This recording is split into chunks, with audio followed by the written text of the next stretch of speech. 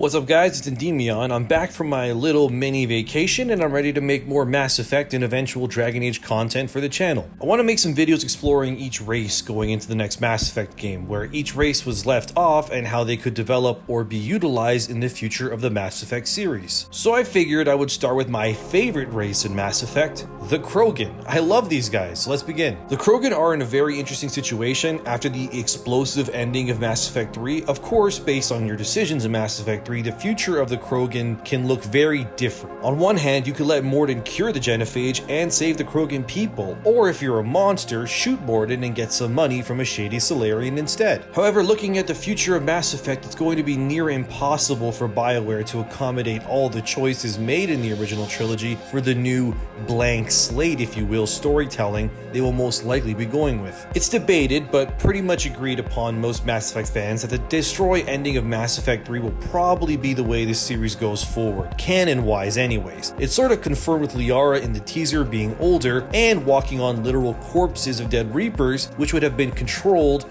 if Control was canon, or be a part of Liara if Synthesis was the canon choice, but the Reapers are dead, so yeah.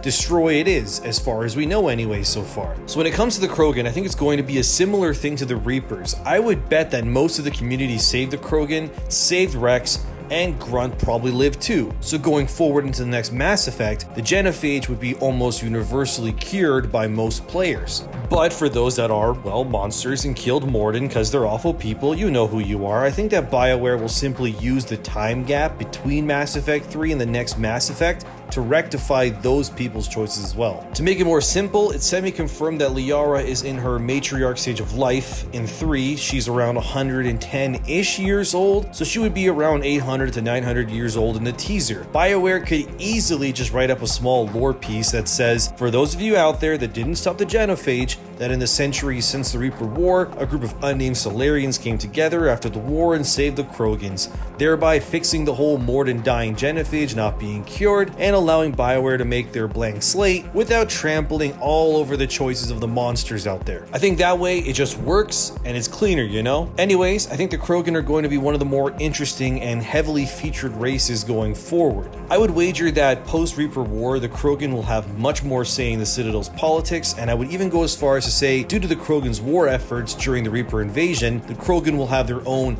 true species embassy and representatives going forward. Because remember that the Krogan were instrumental in repelling the Reapers, so much so you could even go as far as to say that the Turian homeworld of Palaven simply exists solely because of the Krogan war effort that Shepard was able to gather thanks to the events involving Rex and the female Krogan Eve. But we also have to look at the Krogan for what they are, and that's that they are gigantic crocodile, toad, camel, humpback battle masters of war who can breed like rabbits in heat, and this could lead to numerous new Krogan-led empires being established and dominated by the Krogan much quicker than we think. It's something crazy, like a single Krogan female can give birth to like 1,000 of these suckers at once, obviously in egg form, because otherwise, yikes for the female Krogans, you know what. But anyways, the population explosion of Krogan numbers could go from millions into the billions in a matter of a decade, if even that. And that might not fly well with the other council races, especially the Solarians. In terms of returning characters, we could see in a future Mass Effect game,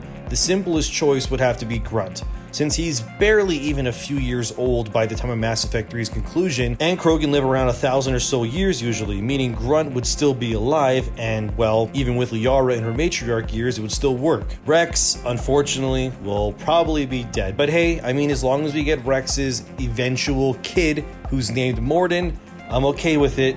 Except for you out there who shot Mordin because you're monsters. But ultimately, I see the Krogan race prospering during this new age of galactic life, and I could easily see the Krogan being their own superpower nation that stands shoulders, if not even higher, than the other Alpha Council races currently, like the Turians, Asaris, Solarians, or even humans. I mean, it takes at least 18 years for a human to be born, trained, and ready for combat usually. In that time alone, the Krogan could birth entire armies. And whatever new threat the universe is facing, it's going to have to fight a ton of Krogan. But on the darker flip side of that, we've also seen what happens when powerful, sadistic enemy forces get a hold of Krogans and use them against the other races. The behemoth enemies from Andromeda weren't even perfected Ket versions of Krogans, and they alone were strong enough to kill entire squads on their own. What would happen if whatever new threat is coming was able to use their technology and suppress or control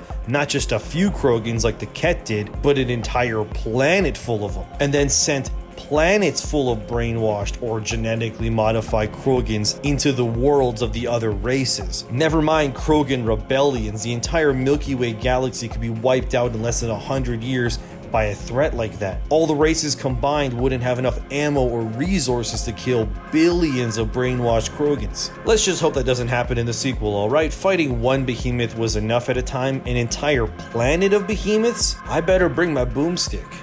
Well guys, that's the video on the Krogan going forward into the future of Mass Effect. What do you want to see from the Krogan in the future?